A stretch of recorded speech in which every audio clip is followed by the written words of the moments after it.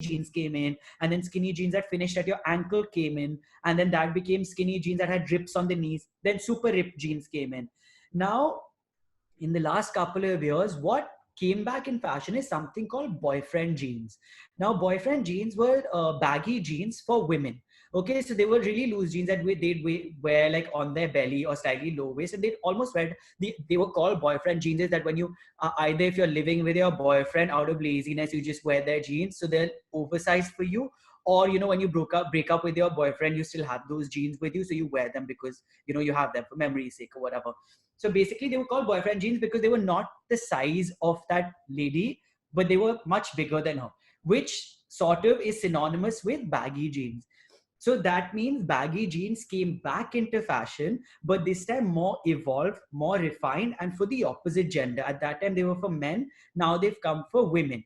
And then boyfriend jeans came, then super ripped boyfriend jeans came. Women would roll it from the bottom and wear it with stilettos or with Oxford shoes or whatever. So that way, fashion goes and comes back. It works on the basic mantra of trends.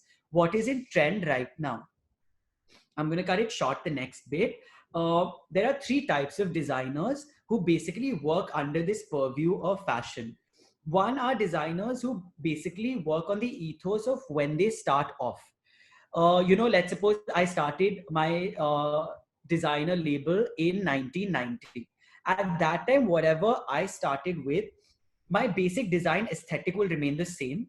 But over a period of time, it will keep evolving, but the basis remains the same. I'll give you an example. Everyone knows LV, Louis Vuitton bags. Yes, no, maybe. So LV basically has this trademark small LV logos all over their bag. And it's like a very typical brown or a shade of tan. They've been the same for years. The shape of the bag may change, the tone of the brown may change, the size of the logo may change, but their basic aesthetic has remained the same. The second type of designers are designers who think that they are future makers. They need to sort of preempt what will be in fashion in the future, and therefore each of their collection is different from their previous collection because they keep recreating something new every time they design for the new season. The third type of designers are designers who feel that past is past, no one wants to buy that anymore, we don't know what's going to happen in the future, why waste our time. They basically design for something which is in fashion today. So three types of designers easily defined: one who are in the past, who sort of bring the past with them; one who tiger spring into the future and predict that; and one who sort of design for today. Understood? So this is the basis of the industry that you're going to work in. That this industry basically renews and replenishes every 6 months. This is what makes this industry exciting, because you will never do something mundane or never do something which is going to be an everyday same thing. 10 years later, you're doing the exact same thing over and over again. Every 6 months, you're going to get to wear something new, do something new, present something new. The designers are going to create something new, which you're going to represent. So you'll never get bored in that sort of a sense. Now, in terms of style basically, like most of you rightly defined, or almost all actually, that style is personal. Style is basically you. When you make fashion your own is when the style element comes in. There's a very famous designer called Yves Saint Laurent, popularly known as YSL. So YSL had once in one of his interviews said that fashion fades, style is eternal. I'm going to say this again: fashion fades, but style is eternal. What does this mean? That, like I explained, that fashion will keep coming and going, but style will remain eternal, because style is you. Till the time you exist, you with your own style will keep on making it your own. Now, if I give you an example, like if I have a white shirt, and if I give that white shirt to Aditi Rana and to Priyanka Kashyap and to Ramya and to Shikha and to Shifa, okay? Now it's the same white shirt that we've gone shopping for, and these 5-6 girls have bought it. Now Aditi may wear that white shirt with black pants and black closed shoe heels, okay, and carry like a black bag and wear it very formally. But when Priyanka wears it, Priyanka may wear it with like a black camisole inside, leave a couple of buttons open, with denim shorts and white sneakers. Okay, now the same shirt that I give to Ramya, Ramya may wear the white shirt with her sleeves folded up, with really baggy ripped jeans, and with black ankle boots.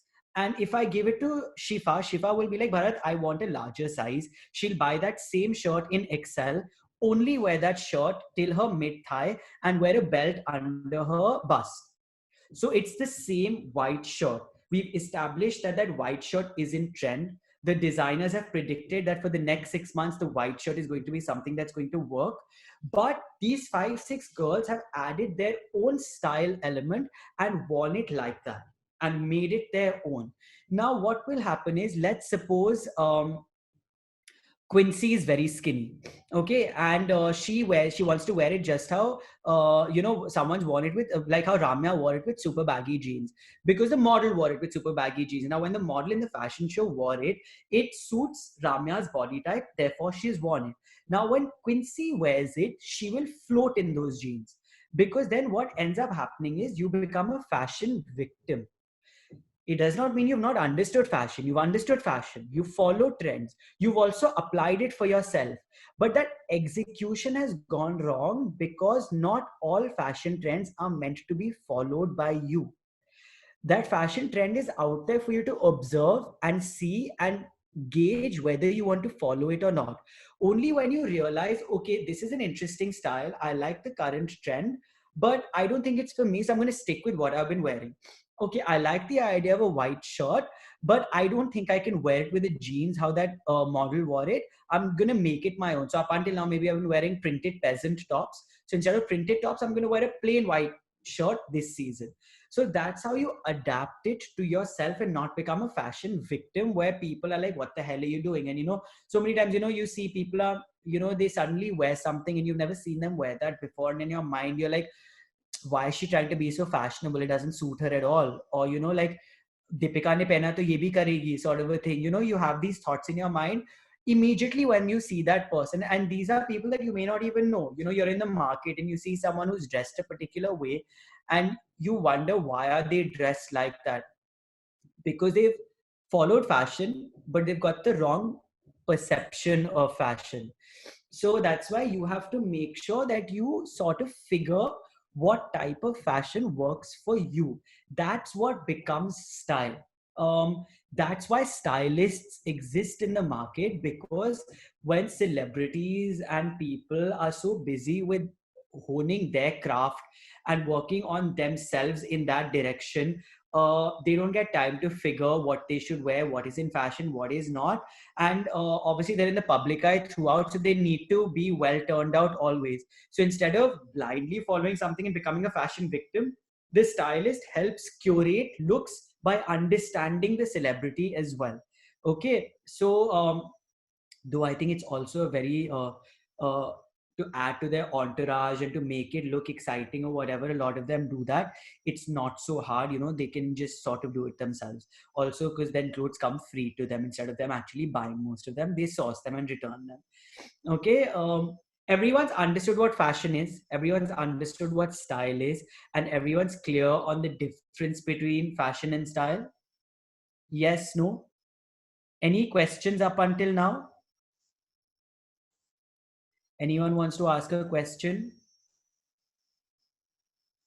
Okay, so I'm just going to quickly ask you names of people who inspire you or who are your fashion icon.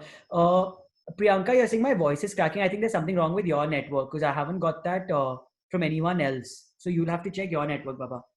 Um, Priya Bhanushali, who's your fashion icon or who inspires you?